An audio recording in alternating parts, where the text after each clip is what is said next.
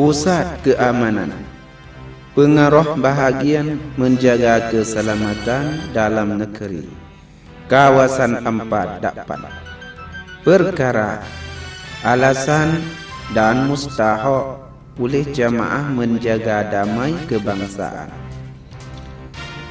Oleh kerana Komandan Militia Ketua Jamaah Menjaga Damai Kebangsaan telah memerintahkan dalam musyawarat melalui telepersidangan video (WTC) pada 24 September 2557 jam pukul 8.30 untuk setiap unit cepat mewujudkan kefahaman kepada rakyat dan agensi kerajaan dan persendirian dan pertubuhan di antara bangsa diketahui. Mustahak khosoco pada pemberontakan pada 22 September 2557 termasuk diketahui garis panduan melaksanakan menurut Isytihad Jamaah Menjaga Damai Kebangsaan yang telah mengisytiharkan pengaruh bahagian menjaga keselamatan dalam negeri. Kawasan 4 Dakpan. Ingin diketahui begini. Perkara yang pertama, pengaruh bahagian menjaga keselamatan dalam negeri. Kawasan 4 Dakpan. Ingin diketahui pada masalah latar belakang dan mustahak pada membuat pemberontakan untuk saudara-saudari rakyat diketahui begini. Oleh kerana daripada pilihan ahli Dewan Rakyat pada tahun 2555, Parti Pertai menang pilihan dan mendirikan kerajaan baru dengan ada anak dara Yingluck Shinawatra jadi Perdana Menteri. Kemudiannya pada Persajikayun 2556 telah berdatang berbantah menantang kerajaan dipemimpin oleh Antik Suthep Thaek Suban, bakas setia usaha Parti Prachadipat yang mendirikan Jamaah Jawatan Kuasa Rakyat untuk matukar Thailand untuk menjadi demokrasi yang sempurna dengan ada raja jadi ketua Kopoposo, dengan ada matlamat untuk menubuhkan Majlis Rakyat yang tidak daripada pilihan untuk menjaga pembaharuan politik. Kumpulan perkanan kerajaan termasuk Perikatan Demokratik menantang otoritatif kebangsaan Nopocho atur himpun juga telah berdatang keganasan banyak kali membuatkan orang mati dan kecederaan banyak orang. Kemudiannya pada Tanwakum 2556 anak dara Yingluck Shinawatra mengisytihar membubarkan Dewan Rakyat dan mentimpuh pilihan ahli Dewan Rakyat Umum pada tarikh 2 Kumpapan 2557. Pilihan tidak boleh melakukan untuk sempurna, kena orang bantah menentang kerajaan dan menghalangkan. Mahkamah Perlembagaan diperintahkan untuk batai pilihan pada 21 Minakum 2557. Kemudian daripada membubarkan Encik Niwat Thamrong Bunsong Paisan, Timbalan Perdana Menteri dan Menteri Jabatan Perniagaan, telah datang berlakon Perdana Menteri. Tetapi kebantahan ia melakukan terus. Ada pergerakan massa orang yang banyak pada kedua-dua pihak.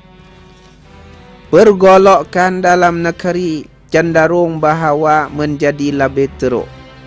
Akhirnya pada 20 Pursapakum 2557, Ketua Basat Prayut Chan Ocha, Komandan Militia, telah mengisytiharkan undang-undang tentara ke seluruh negara di bawah undang perlembagaan dan menjemput orang kenamaan yang jadi andalan masa orang kedua-dua pihak, pemimpin pihak kerajaan dan pemimpin pihak pembangkang, masuk musyawarat untuk menyelesaikan masalah pergolakan.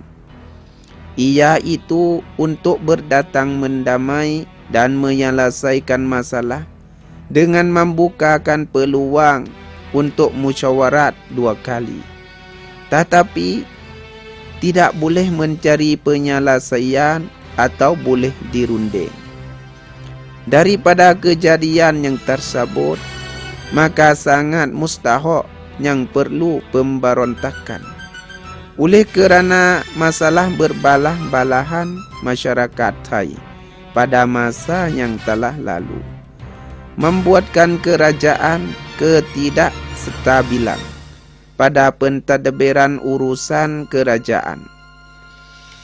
Tidak ada jalan yang menyelesaikan dan cenderung bahawa menjadi lebih teruk, membuatkan terjajat kepada cara perintah dan politik dan ekonomi dan masyarakat semangat pada kebanyakan. Perkara yang kedua, marilah saudara-saudari rakyat diketahui bahawa Komandan Militia menggunakan usaha dengan seboleh-bolehnya dan sabar yang hendak berdatang kedamaian untuk semua sektor, bersama menyelesaikan masalah mengikut jalan demokrasi, tetapi tidak boleh memperbuatkan.